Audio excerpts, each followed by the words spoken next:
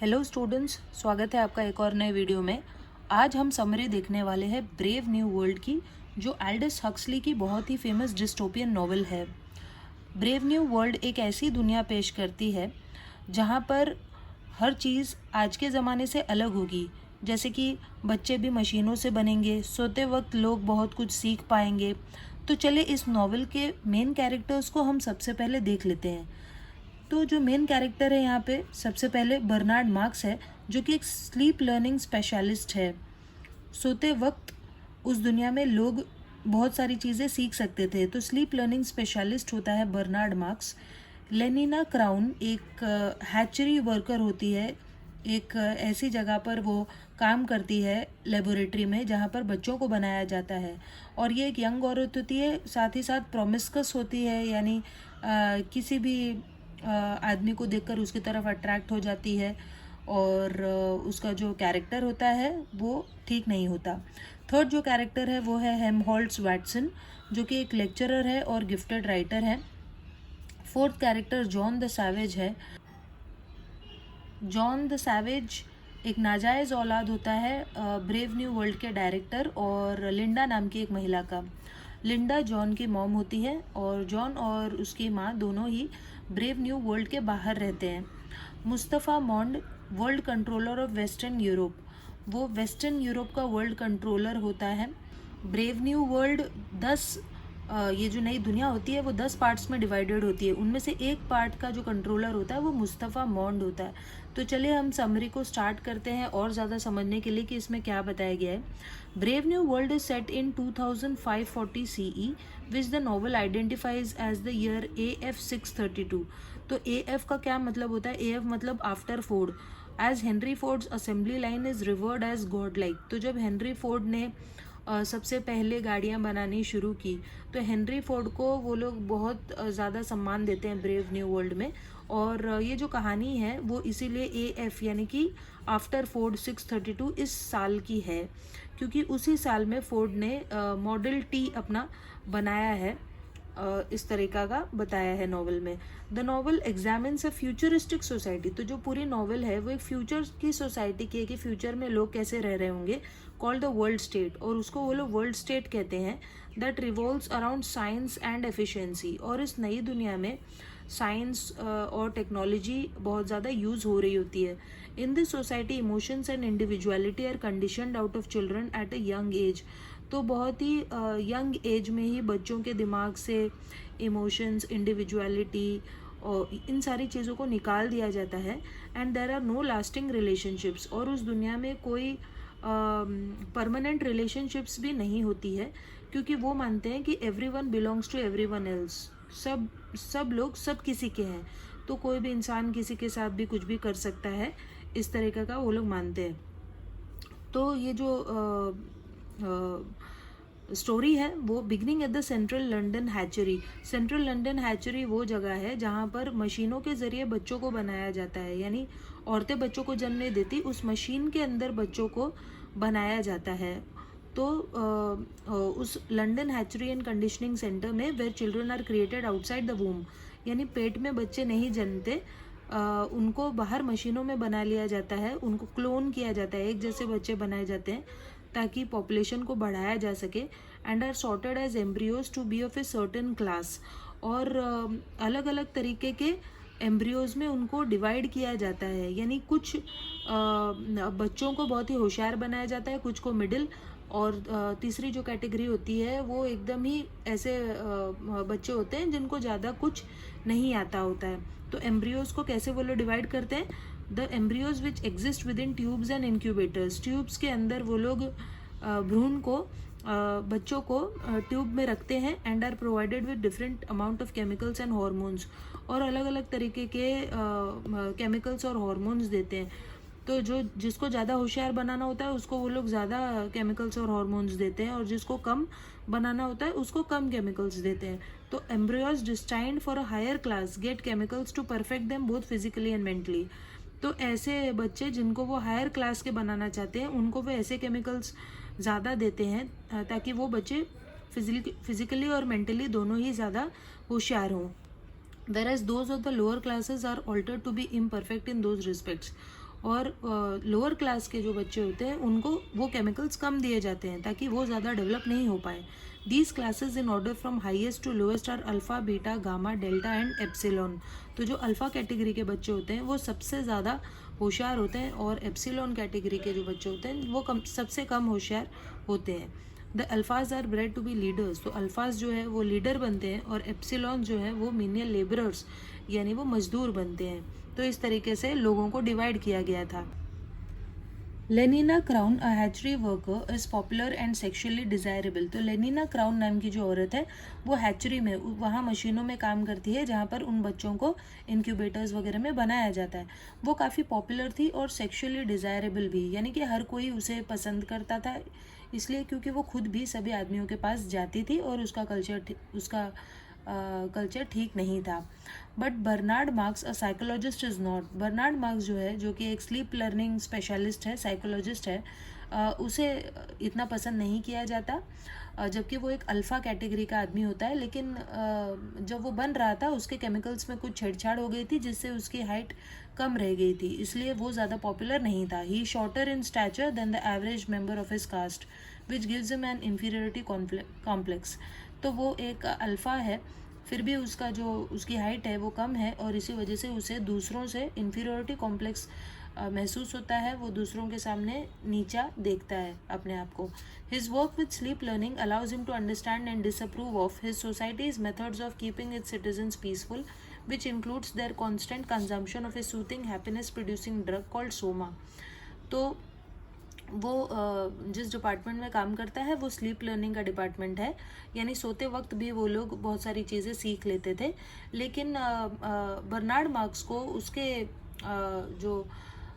ये जो नई दुनिया उसे पसंद नहीं आ रही थी. वो डिसअप्रूव करता है इन सारी चीज़ों को और ख़ास तौर पे लोगों की उस आदत को जिसमें वो एक ड्रग को कंज्यूम करते हैं. वहाँ के लोग बार बार सोमा नाम के ड्रग को कंज्यूम करते हैं और उस सोमा नाम के ड्रग से उन्हें जितने भी बुरे इमोशंस होते हैं उनके मन में वो निकल जाते हैं और वो हमेशा हैप्पीनेस महसूस करते हैं.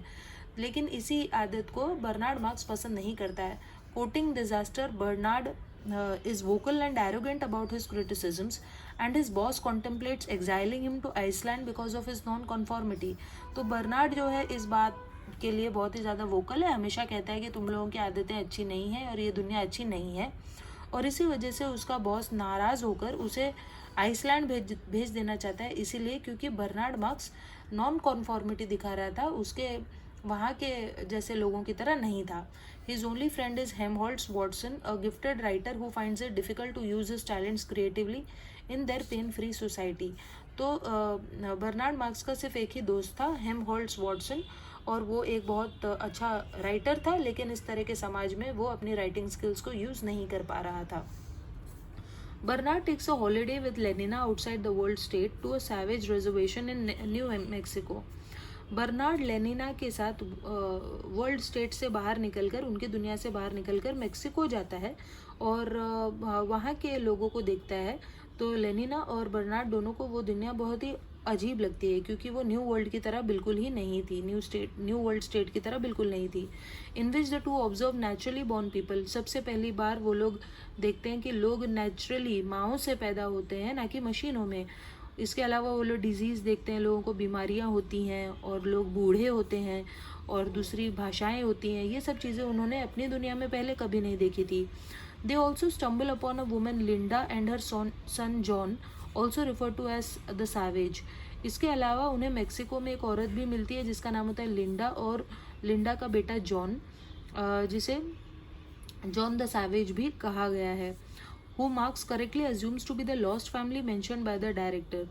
तो बर्नार्ड मार्क्स को उसका डायरेक्टर हमेशा बताता था कि मेक्सिको में उसका कोई परिवार था जो खो गया था. तो मार्क्स समझ जाता है कि ये लिंडा डायरेक्टर की ही वाइफ है और जो जॉन है वो डायरेक्टर का बेटा है. Despite spending his whole life in the reservation, John has never been accepted by the villagers and his and Linda's lives have been hard and unpleasant. तो अपना पूरा जीवन वहीं मेक्सिको में बिताने के बावजूद वहाँ के लोग जॉन और लिंडा को बिल्कुल पसंद नहीं करते थे और इसलिए उनका जीवन बहुत ही डिफ़िकल्ट था. Linda has taught John to read, although from the only book in her possession, a scientific manual and other book, John found the complete works of Shakespeare. तो लिंडा ने जॉन को पढ़ना लिखना सिखा दिया था, लेकिन लिंडा के पास कोई बुक नहीं थी, बस एक साइंटिफिक मैनुअल थी, और दूसरी जो किताब थी वो शेक्सपियर की थी, और इसीलिए जॉन हर चीज़ शेक्सपियर की भाषा में ही बोला करता था, क्योंकि उसने शेक्सपियर की ही उस बुक को पढ़ा था। Ostracized by the villagers, John is able to articulate his feelings only in terms of Shakespearean drama, quoting from The Tempest, King Lear, Othello, Romeo and Juliet and Hamlet. तो villagers ने, गांव वालों ने तो John को निकाल दिया था, अलग कर दिया था, और जॉन जो है सिर्फ शेक्सपियरन ड्रामा की भाषा में ही बात करता था, क्योंकि उसने वही बुक पढ़ी थी। The director had recently been threatening to send Marx away for his anti-social behavior. Director bar bar marks को धमकाता था कि तुम ऐसे बिहेव करोगे और हमारी सोसाइटी की तरह बिहेव नहीं करोगे तो तुम्हें निकाल दिया जाएगा। So Marx decides to bring the two home with him. इसीलिए मार्क्स लिंडा और जॉन को घर लेकर आने के लिए सोचता है। Marx presents Linda and John to the director, and John the son the director never knew he had called the director father. और जब मार्क्स लिंडा और जॉन को डायरेक्टर के सामने पेश करता है तो जॉन डायरेक्टर को फादर कह देता है, लेकिन उस नई दुनिया में, वर्ल्ड स्टेट में, कोई भी किसी को फादर नहीं कह सकता, इसीलिए क्योंकि वहाँ पर मशीनों से बच्चे पैदा होते थे। तो this provokes the directors resignation. Director को फादर वर्ड सुनकर बहुत ख़राब लगता है, शर्मिंदा महसूस होता है, और इसीलिए वो रिज़ाइन कर देता है। As procreation between persons is outlawed, क्योंकि वर्ल्ड स्टेट में दो लोग मिलकर बच्चा पैदा नहीं कर सकते थे, and his crime has been expose. तो वो एक क्रिमिनल साबित होता है और इसीलिए तुरंत अपने पोस्ट से रिज़ाइन कर देता है। John is kept in the brave new world as he calls it, as a sort of experiment. तो जॉन को ब्रेव न्यू वर्ल्ड के लोग रख लेते हैं एक एक्सपेरिमेंट के तौर पे, उसको देखने के लिए कि बाहर का ये आदमी जो हमारी दुनिया में पैदा नहीं हुआ है वो कैसे रहता है, क्या करता है, तो उसे रख लिया जाता है। Linda however is sent to a hospital because of her addiction to soma, a drug use by citizens. लेकिन लिंडा, क्योंकि वो सोमा ड्रग से एकदम एडिक्ट हो जाती है, तो वो बीमार पड़ने लगती है और उसे हॉस्पिटल भेज दिया जाता है। She eventually dies because of it, which causes John to go on an anti-soma rampage in the hallway of the hospital. और उस सोमा ड्रग की वजह से लिंडा की मौत हो जाती है, जिसके वजह से जॉन को बहुत गुस्सा आता है और वो सोमा के खिलाफ एक जंग टाइप की लड़ने लगता है हॉस्पिटल में, विरोध करने लगता है बेसिकली सोमा का हॉस्पिटल में ही। Bernard Helmholtz and John are all brought before Mustafa Mond, the resident world controller for Western Europe, who tells Bernard and Helmholtz that they are to be exiled to islands for anti-social activity. तो Bernard, उसका जो writer दोस्त होता है हेमहोल्ट्स, और John, तीनों को मुस्तफ़ा मॉन्ड, जो कि वेस्टर्न यूरोप का वर्ल्ड कंट्रोलर है, लीडर है, जैसे कि मैंने बताया कि पूरे न्यू वर्ल्ड को 10 पार्ट्स में डिवाइड किया गया था, उसमें से एक हिस्सा जो कि वेस्टर्न यूरोप का था उसको रूल कर रहा था मुस्तफ़ा मॉन्ड। तो मुस्तफ़ा मॉन्ड के सामने बर्नार्ड, हेमहोल्ट्स और जॉन को पेश किया जाता है, और मुस्तफ़ा मॉन्ड बताता है कि तुम लोगों का बिहेवियर अच्छा नहीं रहा, और इसलिए अब बर्नार्ड और हेमहोल्ट्स को एक आइलैंड पर भेज दिया जाएगा, और वो अब इस नई दुनिया में नहीं जी सकते, नहीं रह सकते।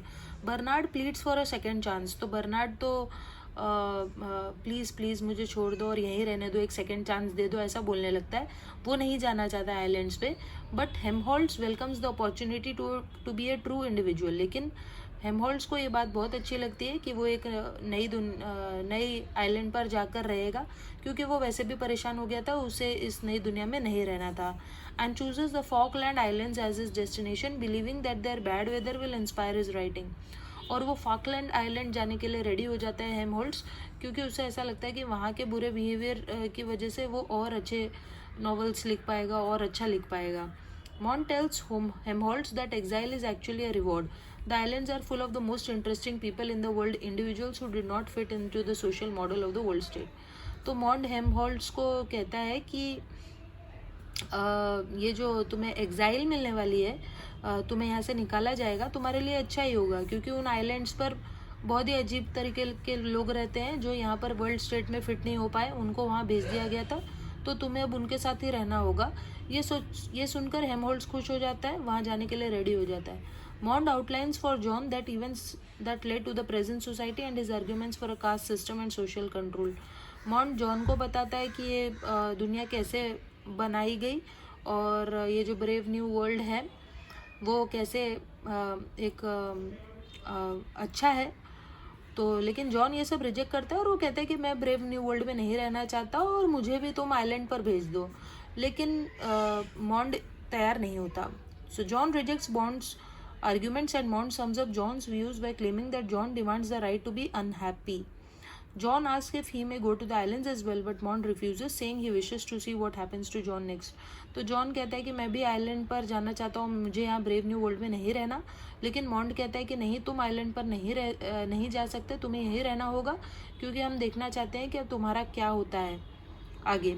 John becomes angrier and angrier with this society. लेकिन जॉन इस सोसाइटी को एक्सेप्ट नहीं कर पा रहा था, वो यहाँ नहीं रह पा रहा था, until eventually he runs away to a lighthouse. और इसीलिए वो एक लाइट हाउस में भाग कर जाता है, वहाँ रहने लगता है अकेलेपन में, आइसोलेशन में। He is able to evade tourist and reporters for a while. कुछ दिनों तक तो वो टूरिस्ट और जो प्रेस वाले होते हैं, रिपोर्टर्स, उनसे वो दूरी बनाए रखता है, उनको किसी भी तरीके से भगाता है। But eventually they find him. लेकिन फाइनली वो लोग उसके पीछे पड़ जाते हैं, उसे ढूंढ लेते हैं। And gawk as he engages in self flagellation. और वो लोग उसे आंखें फाड़ फाड़ कर देखने लगते हैं जब वो अपने आप को कोड़े बरसाने लगता है अपने ऊपर, वो अपने आप को चाबुक मारने लगता है, कोड़े मारने लगता है। सेल्फ फ्लैगलेशन यानी अपने आप को चाबुक मारना, क्योंकि वो परेशान हो गया था इस दुनिया से और यहाँ से भाग जाना चाहता था। The intensity of the crowd increases when John whips not only himself but a woman as well. तो जॉन जो है वो अपने आप को तो चाबुक मार ही रहा था और एक औरत को भी चाबुक मारते जा रहा था। Crowds descend from helicopters to witness the spectacle. और तब वहाँ बहुत सारे लोग इकट्ठे हो जाते हैं, बहुत सारी भीड़ लग जाती है ये देखने के लिए कि कैसे जॉन अपने आप को चाबुक मार रहा था और एक और औरत को मार रहा था, और वो औरत शायद लेनिना थी। And John attempts to whip her.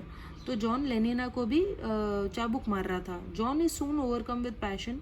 Finally John ये सब करके थक जाता है and after coming under the influence of soma he falls asleep. और फिर जब उसे सोमा दिया जाता है तो वो फाइनली सो जाता है।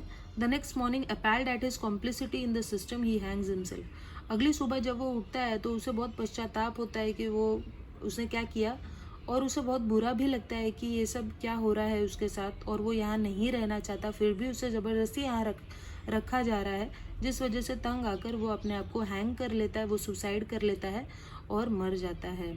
तो इस तरीके से एक नॉर्मल आदमी उस ब्रेव न्यू वर्ल्ड में फिट नहीं हो सकता था, ये एक मैसेज दिया गया है नॉवेल में। सो ये थी समरी। आई होप आपको ये अच्छी लगी होगी और सब समझ में आया होगा। और वीडियो पसंद आए तो सब्सक्राइब करें। सो मिलते हैं नेक्स्ट वीडियो में, तब तक के लिए बाय।